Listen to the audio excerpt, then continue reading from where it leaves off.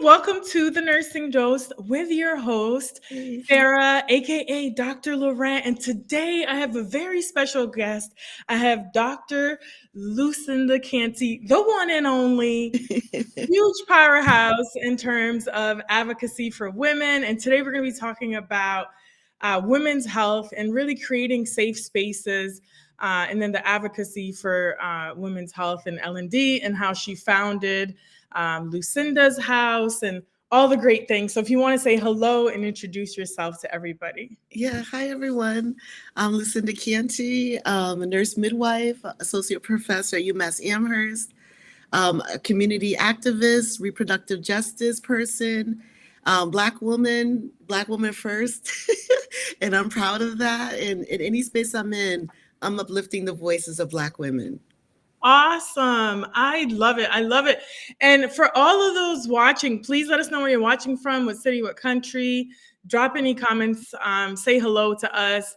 And y'all, I had the extreme pleasure to actually meet Dr. Canty in person in DC at the premiere of Everybody's Work, which is a documentary on racism in healthcare, specifically in nursing.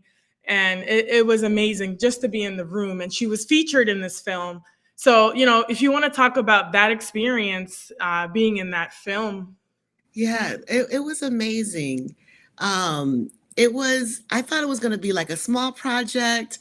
I was asked to be featured in the film. I kind of as a consultant talking about how racism shows up, then was asked to be featured. When I went on set, actually was on in Oakland was the first interaction that I had. And I was expecting like a little camera and there was a whole team. One thing I have to say, I have to give a shout out to Chad Tingle. He didn't, sometimes people ask about me or who I am, where I come from, and they keep it superficial. He really wanted to know about me, about my work, and it just really made me feel comfortable in this process. Awesome. And, there were so many great scenes in the film. And I just felt like even when we were watching it for the first time, like the room was silent. You could even hear, like I was like tearing up, like some people were crying because it really hit home for a lot of people. Like, our own lived experiences as nurses or even as consumers of the healthcare system and what it's done to us, kind of like, how it's hurt us or like left this impression. Yes. So it's so powerful, the film. I dropped the link earlier. So for those who want to request a showing, definitely check that out. But yeah, shout out to Chad Tingle and the whole team and everybody who was involved. It's such a powerful film. One of my favorite parts was talking to the nursing students. Yes. Right? Yeah. And what their experience. And, you're a professor, so how do you create these safe spaces for nursing students, Yeah, and that was important to me. And everyone in that scene was a former student of mine, except for Kim Kim. She started the university I worked at. She graduated when I started, so they were all students. So I knew of their experiences, and it was just really about, one student talked about she was the only, and I knew out of 60 students, the only student of color. Can you imagine that? Yeah. And I remember wanting her to feel that you're here to learn. Sometimes we feel like we have to be perfect all the time. And that's a tremendous pressure that sometimes that pressure makes you not even perform the way you want to.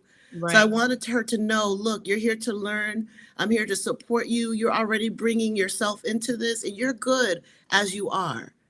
And it was just then when I was able to create that environment, she just opened up to me.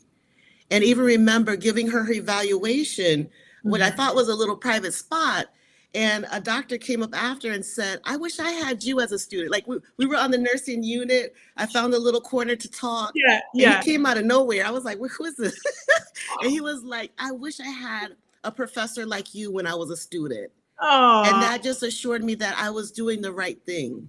Yeah. His master's graduate in education. She's amazing.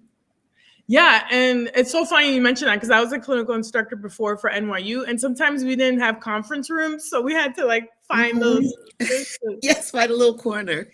Yes. So, and as a former educator too for nursing students, it's so important to create these safe spaces because I hear so many stories of actual nursing students not feeling like they belong or supported. Mhm. And then they drop out of nursing school, Yeah, right? yes. And we know that we need to increase diversity in the workforce. And if we're not increasing diversity in the faculty, to have faculty that's representative of the student body that we have, when students feel like they're not connecting with their professors, or they feel like maybe their Yeah. professors don't like them, they're not going to Mhm. perform, right? So, like, can you talk to Exactly. me about a little bit of academia and like how you navigate that? Oh, yeah, academia. I Academia know is it's a a loaded beast. question, right? It's a beast. I say nursing academia is there's a lot of good, but it could Right. also be the root of all evil because of what is we're there to teach students and students watch us. Mm-hmm. And I also feel like sometimes I see like graduation pictures and I see only a few people of color and they don't realize that message that it sends to students of color. Because if I look at your website and I don't see anyone, it Mm, shows me who's supposed to be a nurse. What's a nurse supposed to look like? I even say when you don't see diversity, it makes you feel like you can't even dream. And so when you're a student and no one looks like you, it just makes you feel like you're in a very lonely place. And then right. if someone's like, "Are you sure you want to be a nurse? Oh, nurse is not for everybody." And then you don't have anyone that you could even talk to about that. Right. And that's the part, that's where it gets us so that you want to give up. You keep trying so hard. And I have to tell you, I have to say this. People think that nursing students of color are not prepared, they're not smart enough. All of that is a lie. Anyone who comes into nursing, nobody comes in knowing how to be a nurse. What I learned in academia is who gets the resources, who gets the support. Can you imagine two students, one white, one black, they're close friends. They work together, they get the same grade on an exam. And the professor tells the student of color, "Oh, why don't you just drop out and come back next year?" And tells her best friend, "Oh, don't worry, you can make it. This is what you need to do." And they're talking to each other. Yeah. Exactly. Yeah. And Yeah. they shared that story with me. And that's when I had to realize that we have to protect all students. But students of color are vulnerable because Right. the system really wasn't designed for us. Because we're not supposed to be here. People are sometimes shocked when I walk in the room as a midwife. They're like, "Oh, are you the midwife or are you here just to do my blood pressure and leave?" And I'm just like, "I'm the provider." So we have to change and say, like, "Look, we're here and there's a lot of us. There's a lot of us with the Right. potential and there's a lot of us who are doing the work.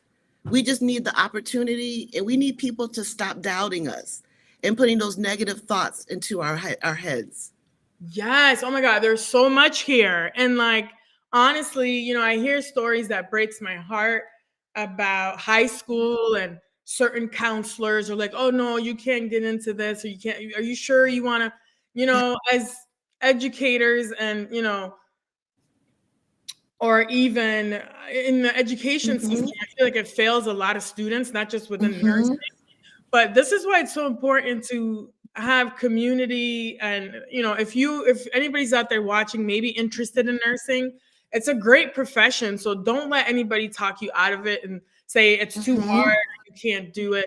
Right? Find the right mentors, find the professors you connect with, because there's Yes. always going to be someone you connect with. And I tell the story all the time. Like, I had a clinical instructor, I hated her. And that's why I hated OB, because she was so Oh, strict. And then she was like, "You don't know." I'll never forget this.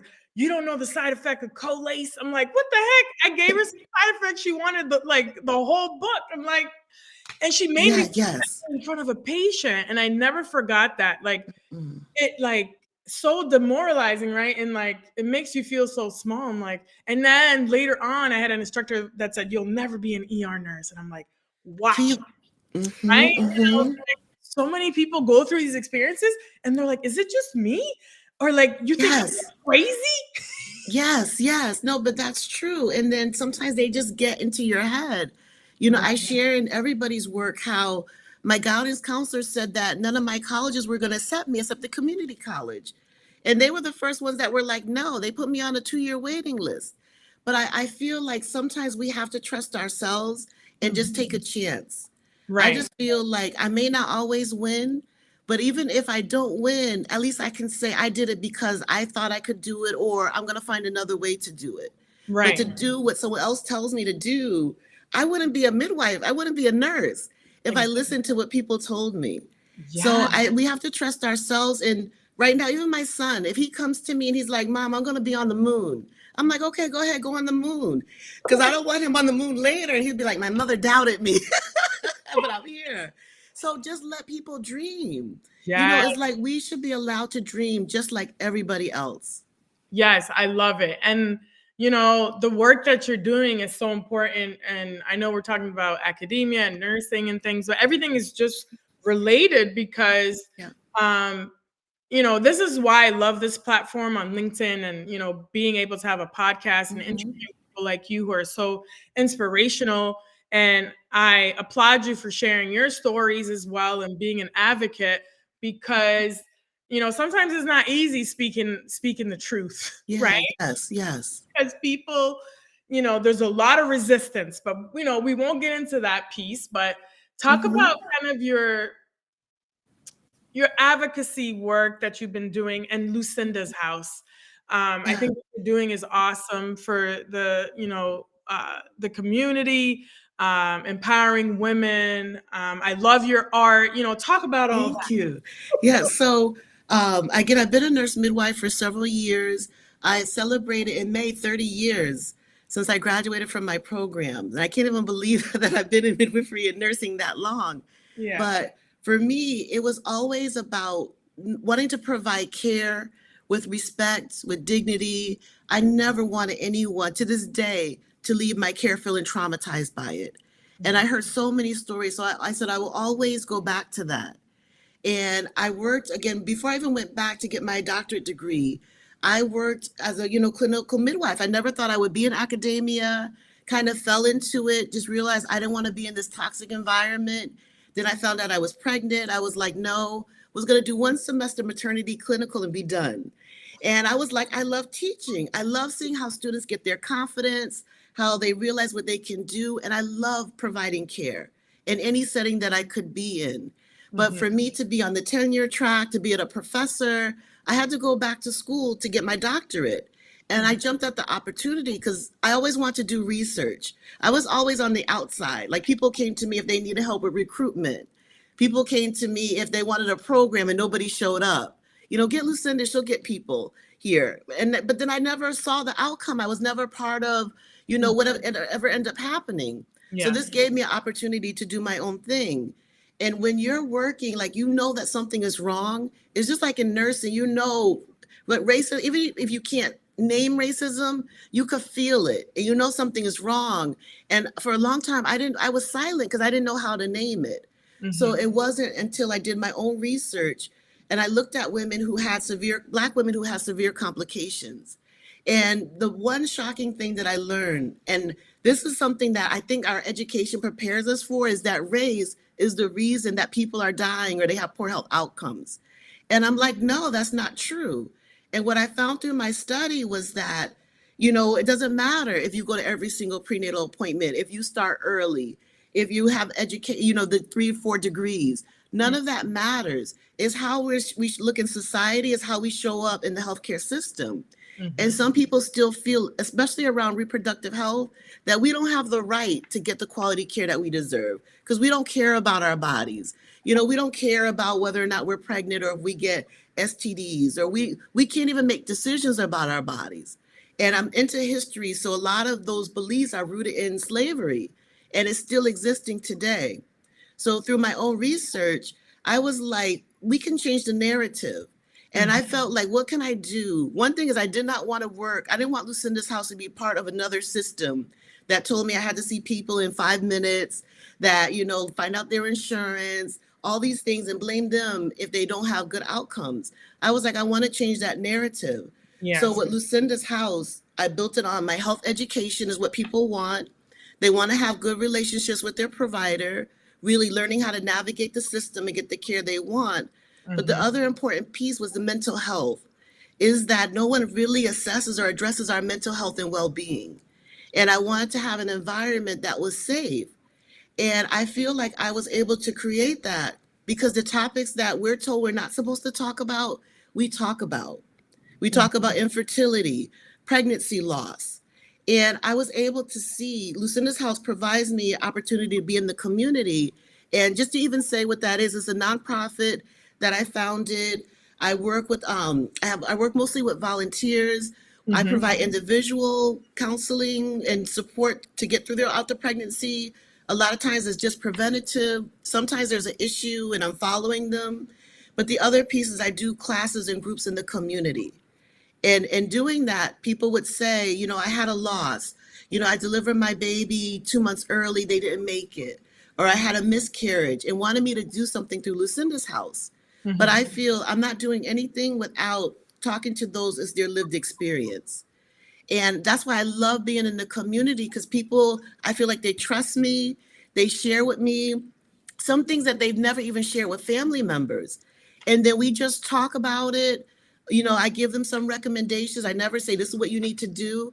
I Right. give them information so they can make their own decision. But the Yes. thing I hear the most that people will say is, thank you for listening to me. Thank you for hearing my story. And you could even see that they feel lighter or they Mm-hmm. realize, you know, I had someone I was talking to, she's like, I realized I never even healed. And this was someone who had a healthy pregnancy, but felt Mm-hmm. traumatized in her care Yes. and Mm-hmm. just said, you know, I just want to share what happened to me. And being able to share and say, you know, I want to help other women because I don't want this to happen to them. So Yes. that's kind of how I fell into doing Lucinda's House.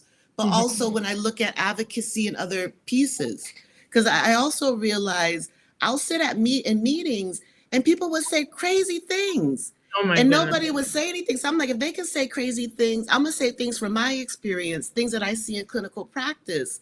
If you want to play that game, let's really talk about it. If you Right. want to talk about it in front of me, we're gonna speak the truth.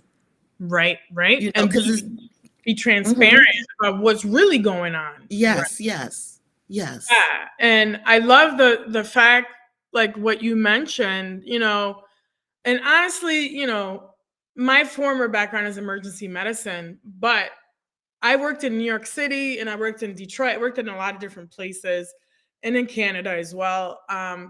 But a lot of the women who present, right, with obstetrical emergencies Hmm. typically come to the ER first, right? Yes, And from yes. my perspective, I don't think that emergency nurses get the right amount of training. Like we do get training Yeah, for all emergencies, but we're not the most comfortable with obstetrics if we haven't had yeah. that background. So Hmm. I almost feel like I know the ENA, the Emergency Nurses Association, is doing a lot of work to increase that, but Yeah, that's where it starts, right? And yeah. having that awareness that, you know what, I'm not really sure. Let me call up L&D and see what's going on. There's certain policies where Hmm. you're maybe 14, 15 weeks or something, you go straight up to L&D triage. But there's Yeah, certain things that I just feel like nurses need to be more educated on. And maybe if the organization's not doing it, I yeah, really, it's a call to action for emergency nurses out there to also do their own, research and learn more about some of these obstetrical emergencies on their own because you hmm. have to be competent, right? Exactly. And it happened to me. Like I'm not going to get into too much of the details, but during COVID, I'll share quickly. I had placenta previa, and I went to the ER, and I was literally hemorrhaging. And the ER Mm, nurse was like, "Oh, her water broke." I was like, "What in the world?" Like yeah. it's just And crazy. that's when And time, they yeah, put me in the hallway, right? And I was like, "Wait a minute." You're supposed to send me to L&D triage. They're like, oh, just wait here. They're going to register you.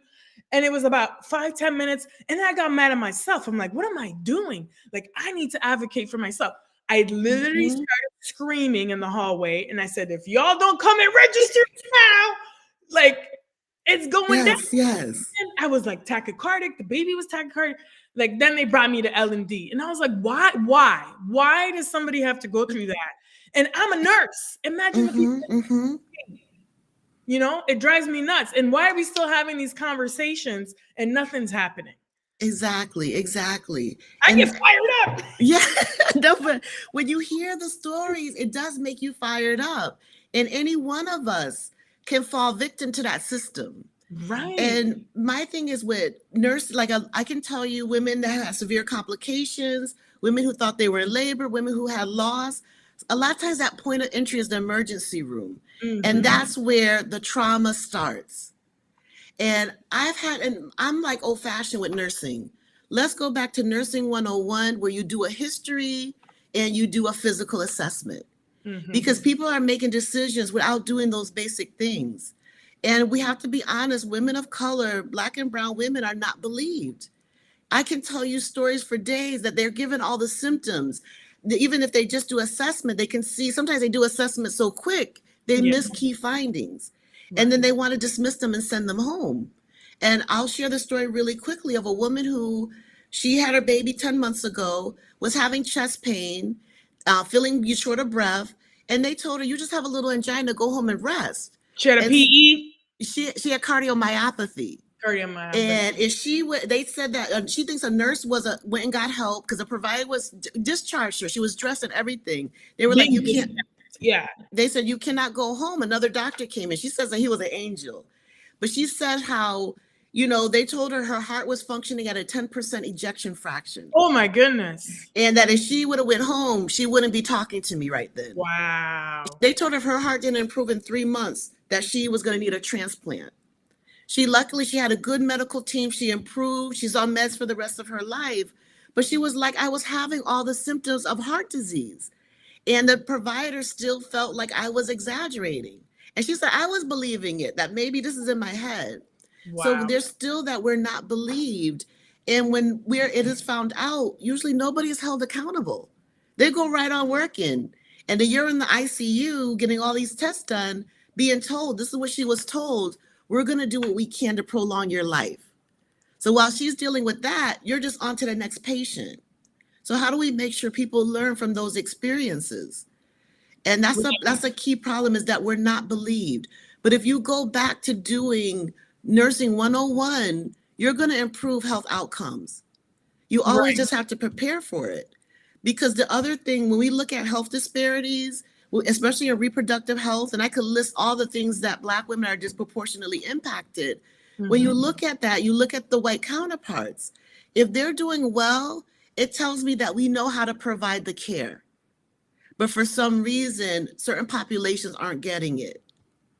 So Right. you know, And regardless, it also happens that I think in general, whether we're talking about women's health or anything in healthcare, mhm, as you said, many patients are not listened to, right? We need mhm, to do a mhm. better job of listening to everybody Yes, and their family members. Like, this is yeah, why if you're yeah, watching and you're not in nursing and maybe you have a family member that's going to the hospital, whether it's women health related or not, please bring someone with you as your advocate, mhm, ideally somebody in healthcare that could advocate. And it's sad to say, but that's what you need. But, you yeah, know, a lot of these providers, I know in New Jersey, I mean, I just moved recently to Florida, but I know in New Jersey we had they had like implicit bias training that was mandatory, right? So I mhm, think from a policy standpoint, there needs to be more required training, but right, like mhm. people could click through.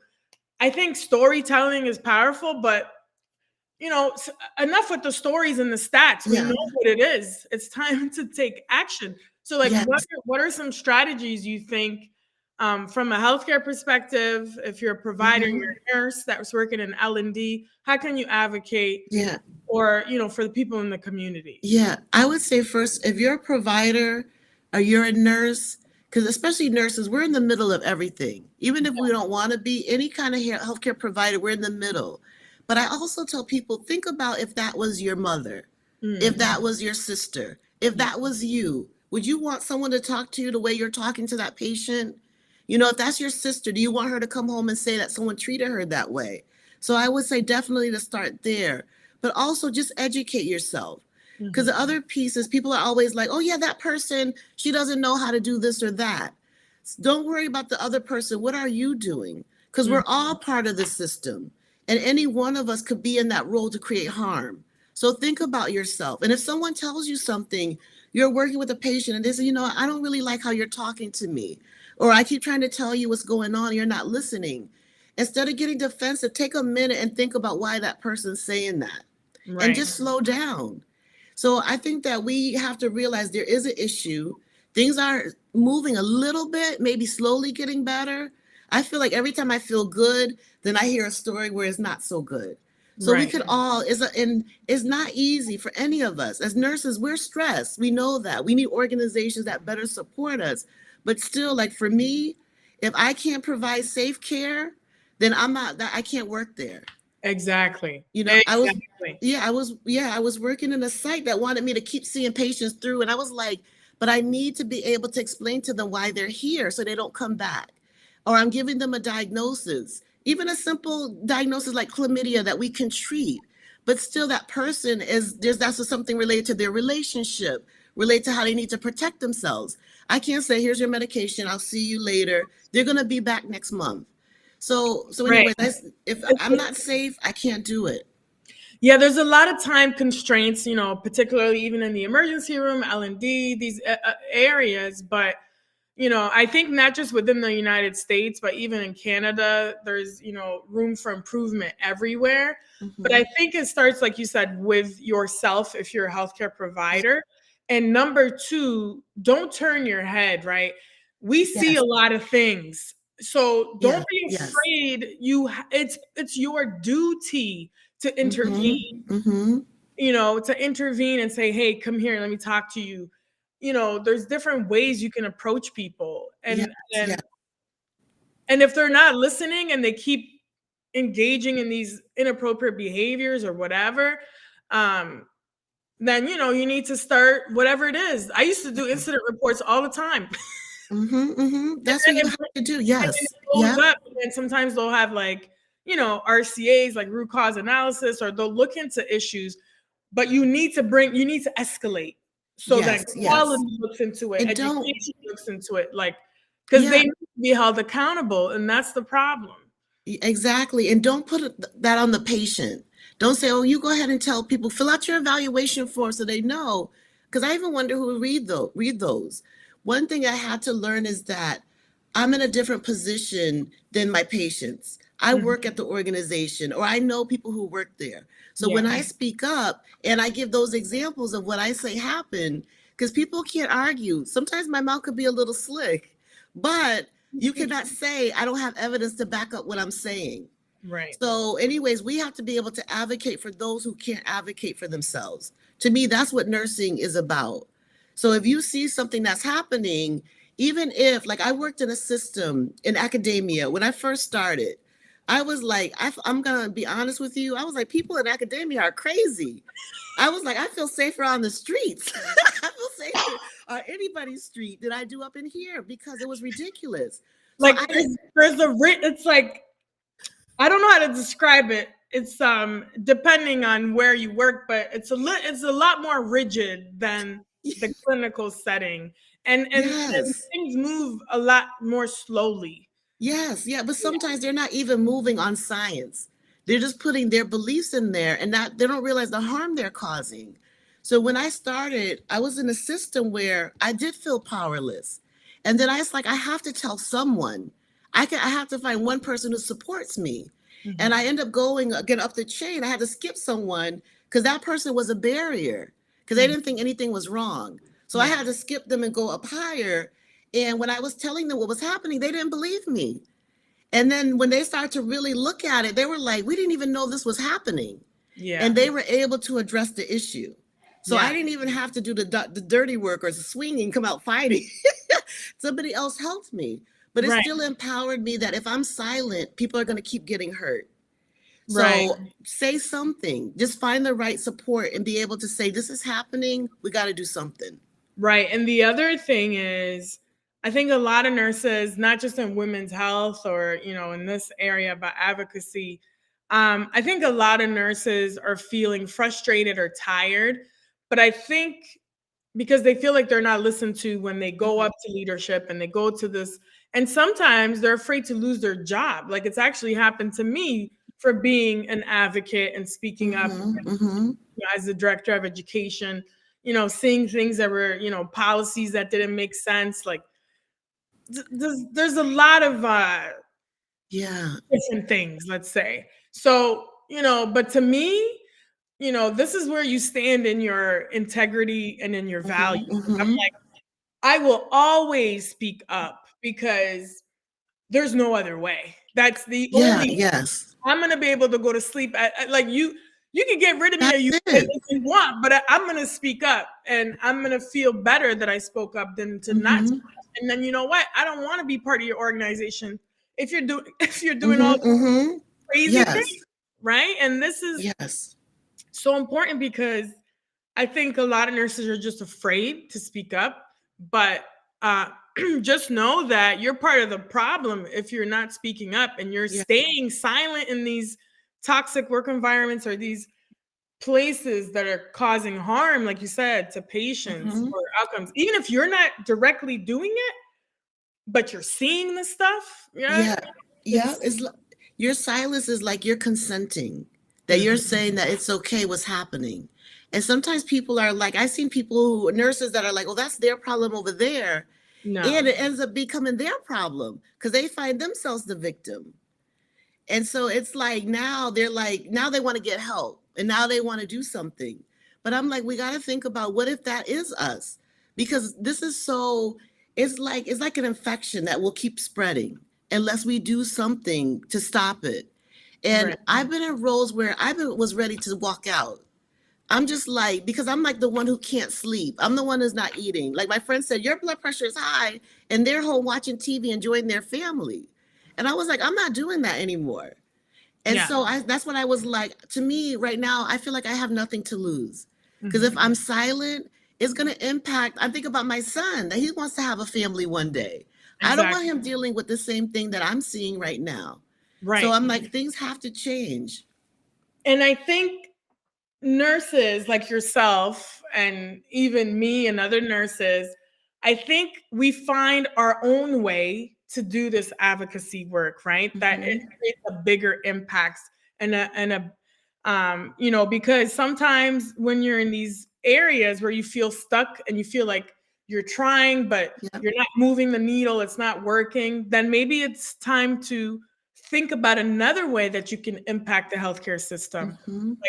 be solution focused in a bigger way. And I think what you're doing with Lucinda's house, and it's in Connecticut, correct? Can you just Yeah. share where? Yeah. Well, Connecticut and into the Western Mass area. Okay, okay. Yeah. And then if they want to donate, I left a link there because you talk about the showers that you do, which Oh, is yes. positive. Yeah, we have a baby shower that's coming up. And that's what I want to also say that these are a lot of the issues, but what keeps me going are the families and Mhm. saying that they feel supported or Yeah. hear them. I just met the grandmother to a baby that was just born. I was Mhm. working with her daughter and she donated items for the community baby shower. And she's Mhm. like, thank you so much for working with my daughter. My grandson's beautiful. But it feels good. And that's why I keep doing what I'm doing because the negative pieces of it, they could bring you to a road you don't want to go. And Right. that's why Lucinda's house is so important to me, or working with students are so important. Because I'll Yeah. support students from undergrad all the way up to doctoral level. Right. Because I just feel like we all need support. But Right. yeah, And you're encouraging the next generation, empowering them to really yeah, even be stronger advocates, right? Like, yes, and yes. Or learning how to work in the community because we don't all know how to do that. And I'm even as a Black woman, I don't show up in nobody's community unless I'm invited in, but I have to do my homework because I have to realize and acknowledge the resources that they already have. So what is it that I could offer them? yeah. And I'm glad that I've been invited in. We're doing a community baby shower this Saturday in New Haven. And I'm so excited. I can't wait. And Mhm. it's just being able to bring resources and education, connecting them with community leaders. I like being there. I like walking around, talking to people, learning what's important to them. Those Yeah. are all things that come out of the community baby showers. And it's just to see, like, we have fathers show up. We have Mhm. fathers that participate, that stay the whole time. I remember we were playing a breastfeeding game at one of the showers, and the fathers were competing with each other. I was like, they're going to breastfeed. So it really It's just pulls people amazing. together. And Yeah. it's like, and the other piece is people come, we don't want your firstborn, we don't want your social security number. Just come. We always have good food from the community. We have doulas from the community, providers. And it's just really about having a good time. And Yeah. one of the things I love is when women say, I wasn't going to have a shower. So I'm glad that you're doing this. Oh, One, I've had women someone even lost their mom, and they were like, they didn't have a lot of family here in yeah. Connecticut. And so they were like, this is bringing me with other people. And it was actually a young mom that ended up connecting with not only a doula from the community, but she also connected with other new mom or first time mothers. So it's Yeah. about community. Yeah, it's so important. I mean, my sister just gave birth in Canada. I haven't been, but in September, so I can't wait to see the baby. But Oh. the support, and it's going to be different for everybody, right? And respecting new moms. And then the other big thing that I want to share, this is just so much great stuff. You know, I was teaching when I had my daughter, my second uh, pregnancy, and after I gave birth. I had to go back to work after 9 weeks after a C-section, which that's another Mm. show with the United States. Like my sister's in Ooh. Canada, it's a little bit different. But so after a C-section, I'm teaching. And you know how everybody always asks about the baby and like, how's the baby doing? How's the baby doing? So, this one audience member came up. I was doing orientation, like system-wide orientation. This was in New York City. She came up to me at the break and she's like, how are you doing, like, as a new mom? It stopped me in Mm. my tracks. Yes, yes. I was like, this woman doesn't even know me. She just came to check on me. And I'll never forget that. Because, Mm-hmm, everybody mm-hmm. checks on, like, how's the baby? Let me see the baby. And then the mom's like, okay, whatever. Right? But like, Exactly. worry about the mom, check on the mom. Right? Yes, yes. And Yeah. that's a lot of people lose themselves after giving birth. And I was even there as a midwife. First, I have Yeah. to tell you how when I had my son, I'm so used to giving the baby, oh, here's your baby. They start crying, here's your baby. You smell their diaper, here's the baby. It was Yeah. my turn to bring the baby home. And I was like, I got to bring him home. I was like, who's going to help me? There's so And many emotions. Yeah. yes, yes, but you can easily lose yourself because Yeah. everything now, the focus is on the baby, even though you still have to heal, Right. You're not and sleeping. You just like, I'm like, nobody told mhm, you this. Like, you're like a yeah, zombie for 3 months. yes, yes, yes. So But I that's, love it. I love it. Yeah. yeah, and that's the piece that's so important is even when I talk to moms, I was talking to moms who experienced loss, and Yeah. my first question was, what does it mean to be you? And people were like, oh my God, nobody's ever asked me that. Hmm. And some people started just listing off their roles and then they started getting into their personality and this is who I am. Because I Yep. think that we have to slow down and acknowledge that. Yep. Because who we are is what helps us through the Hmm. challenges that we could experience or even the joys that we experience. Yeah. So we can't lose ourselves into parenthood. Yes. Yes. It's so important. And even in nursing, I feel like sometimes we lose ourselves in nursing because it's Hmm. not just a job, right? We're so passionate about it and helping others. Yeah. But we really have to get back to, like you're saying, who are we? What do we enjoy to do? And Yeah. that's why I Yeah. love about your art and the expression that you do with all that art and everything. And how can people Yeah. get that art? And where can they Well, connect with you? okay, well, I'm trying to. You could, if you go to Lucinda's house Yeah. .org, you could see some of my artwork, and I am working. People have been asking me, and I am hoping to work on having an art show, to having prints. I am working on that.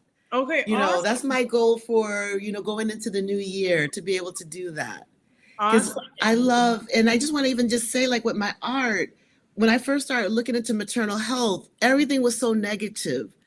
And Yes. so I was like, I want people to see that this is how we show up, that we're beautiful. We have things to offer. We bring Mhm. happiness. We have stories. We're more than that. And Yeah. one of the things I love the most is when someone looks at my art and they're like, that's me right there. I even did a painting for the 16 women who I interviewed for my study into pregnancy loss. Yeah. And a little girl, I made a little postcard, and this little girl was looking. I gave it to her mom, and she's like, "Mommy, that's my hairstyle right there." And it Aw. was like, she's like, "Is this about hair?" But I just love that people can see themselves in it. Yes, and I love it. And one thing that I want to share, like I love photography and I love art, but Mm, like when I got pregnant, I didn't have like professional photos done, but I did have some like random photos.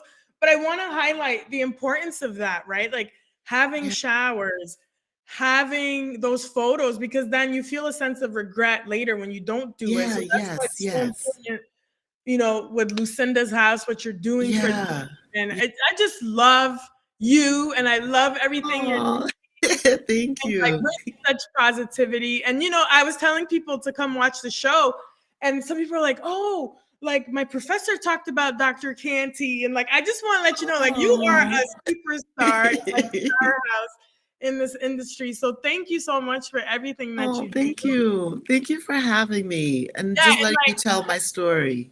yeah, and like share with where people can find you, connect with you, and definitely donate Okay. to Lucinda's house. And like, what do you want to leave for the people watching? Like, what's one thing that you're excited about, positive about, like one piece of Yeah, just that, Lucinda's house was a dream that I wasn't even sure was going to happen.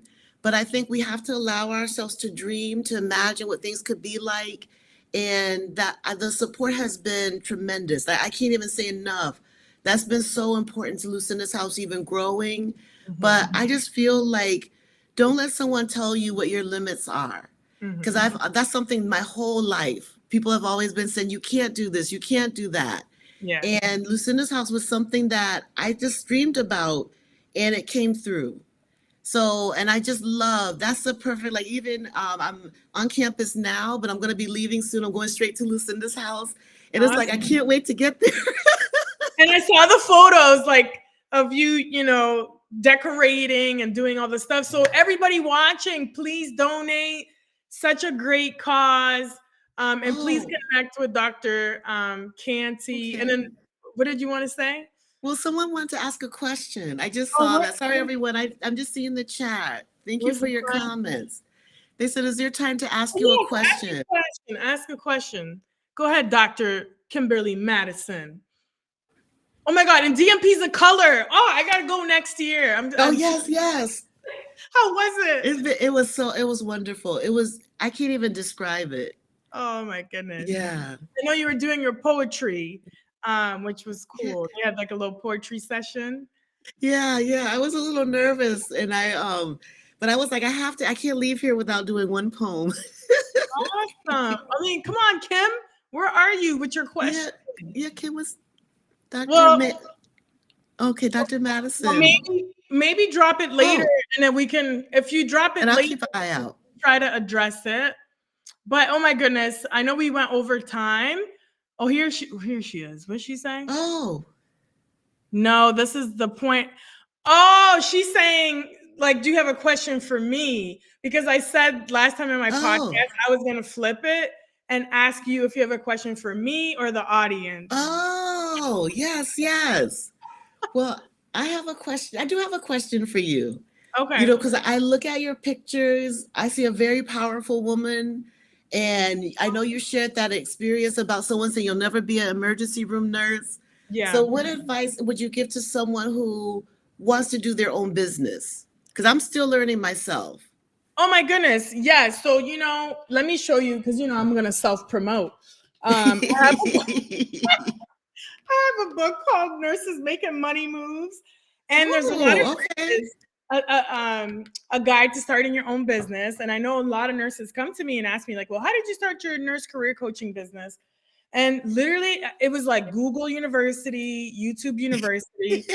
And I just Googled and watched other career coaches, kind of saw what they did, right?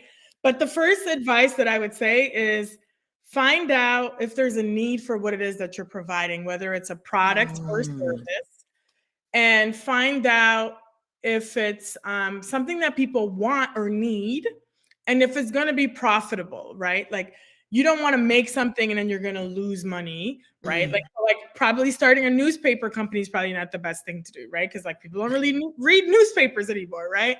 So like doing that research and then going to the Small Business Administration, they have so many great resources. And of course, Mm. the book. It's from idea to launch, how to register your business, because honestly, it's just starting it and telling people about what it is you want to do. So I started talking Yeah. to other nurses and just saying, hey, like, would you pay for these services? And most of the clients I help are new nurses. I do help experienced nurses get into leadership and education. Ooh, oh, I love it. But nursing students is really where my heart is because I like to, it's almost like what I needed when I was new. So I help them get into these specialty areas like L&D, NICU, ER, ICU, because recruiters keep telling them that they can't. And I'm Mm-hmm, like, you mm-hmm, can. So yeah, so literally, if you want to start a business, a lot of nurses are starting their own businesses, like coaching, consulting, or private yeah. practices. So it is possible. So definitely do your research and connect with people in the same area that you're interested in doing. Oh, I love it. Thank you. Yes. All right. Thank you, everybody, for coming. Please subscribe to the Nursing Dose with Farah on YouTube and on Spotify. And please connect with Dr. Lucinda Canty and donate to Lucinda's house.